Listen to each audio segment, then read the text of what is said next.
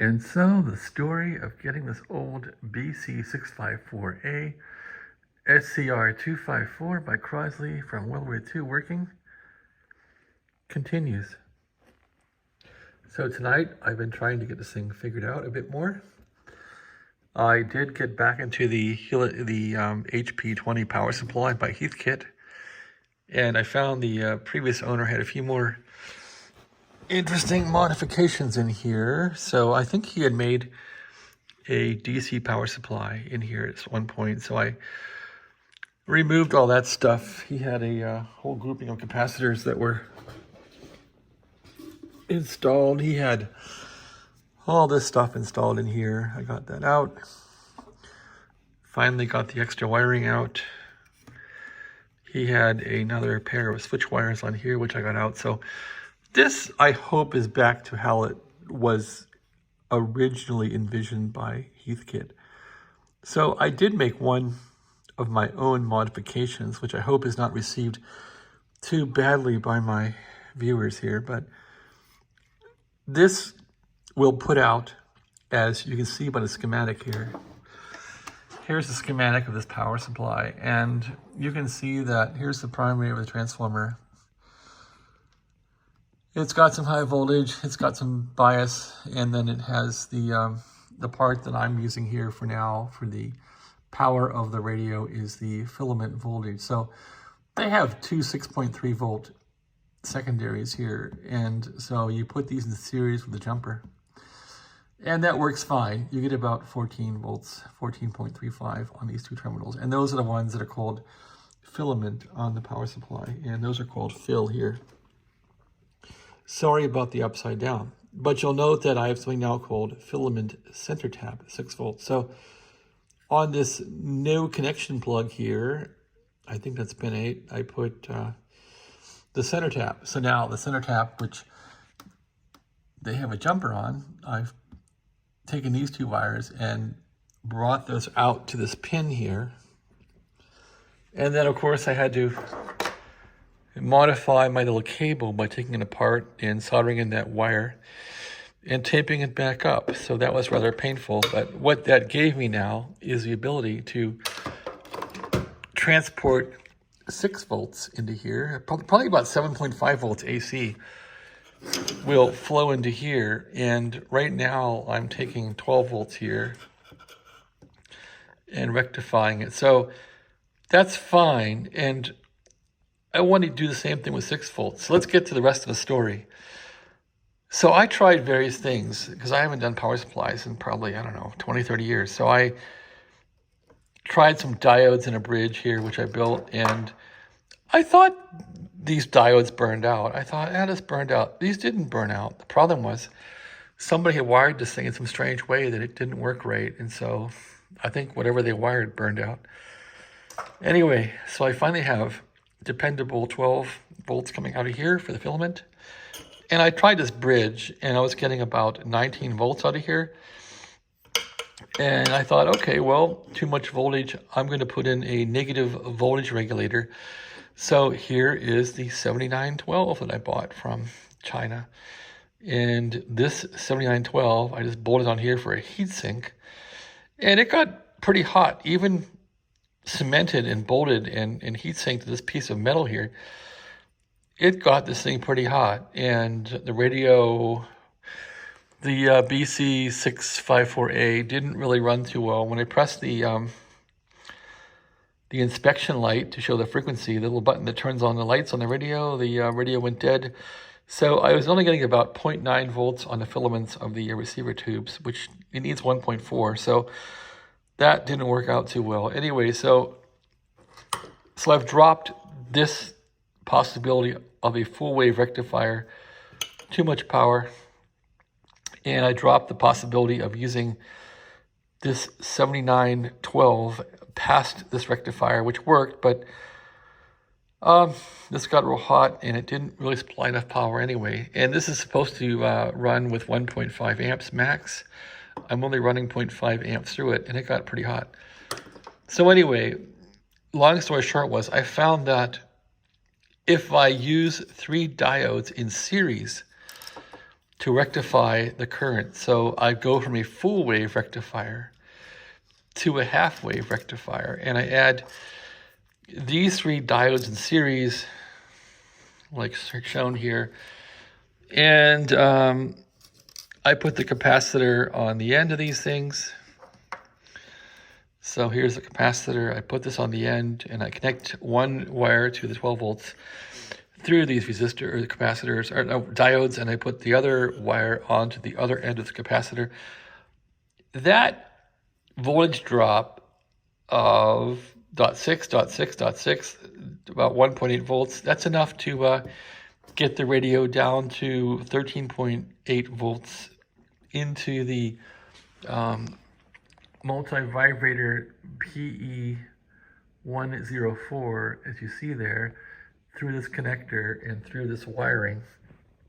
And that works out quite well. So I think now I have the minus 12 volt circuit solved, and we're not going to use this bridge here that I bought and paid 10 bucks for a bunch of these.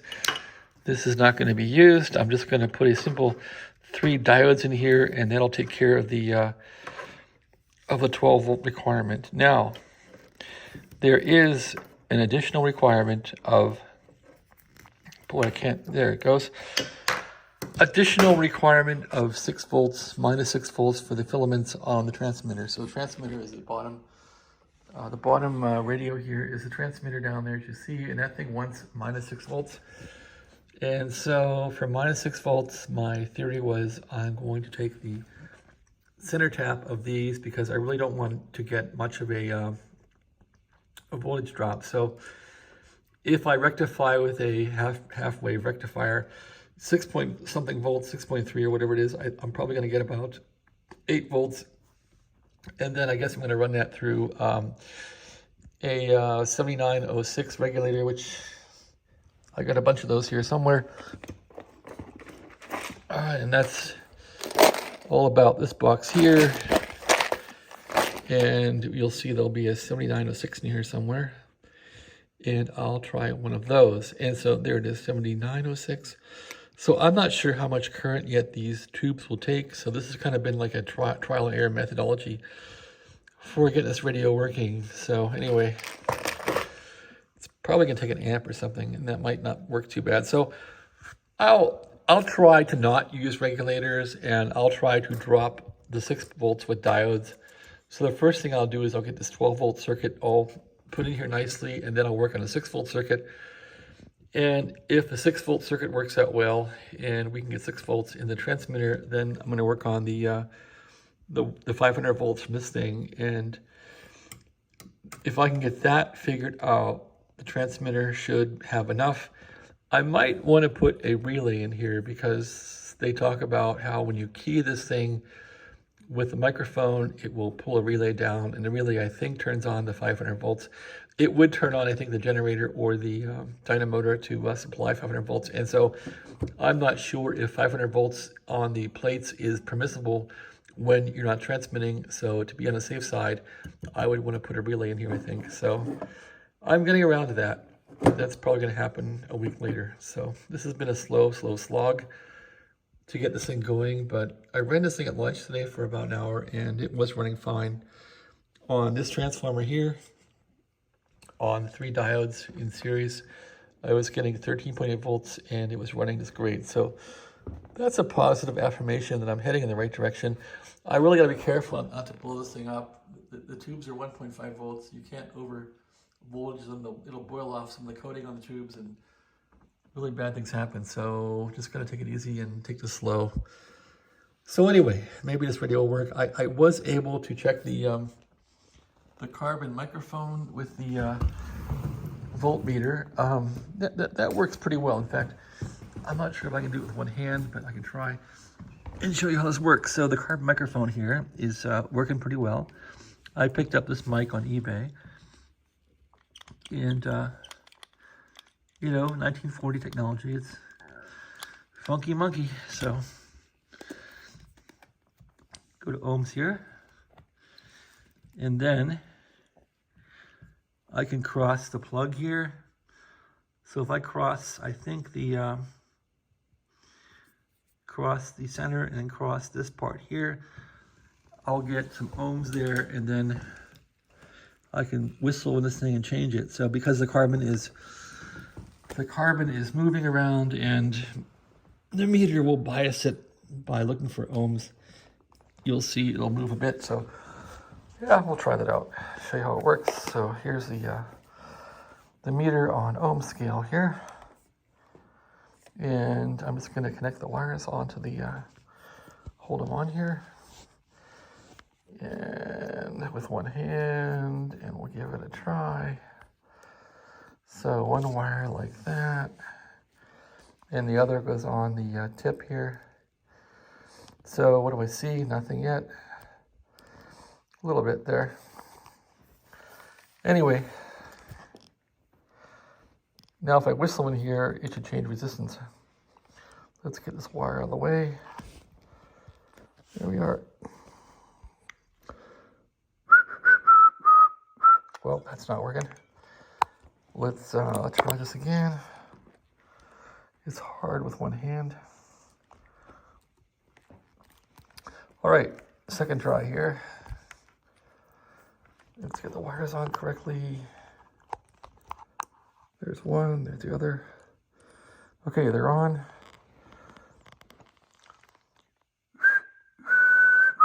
That's a short, that's not good. So maybe, let's see. Okay, I'm on the wrong terminals. Let's go on the middle here. The middle terminal is the middle terminal. That's where the voice is. Right there. Okay, try that out. And it says a short. I guess the one hand is a problem. Okay, how about that? Okay.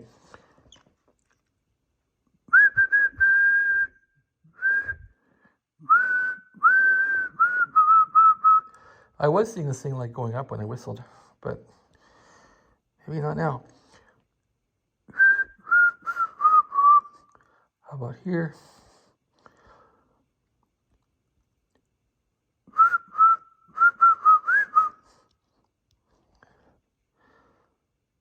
Well, not working. Try it again. Okay.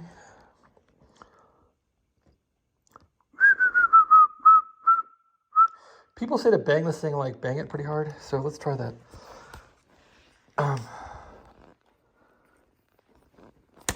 Onto my knee to shake it up. It's carbon. Try it again.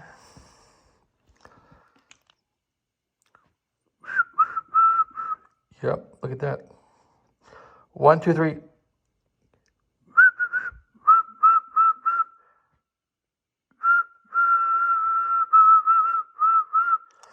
It tracks somewhat.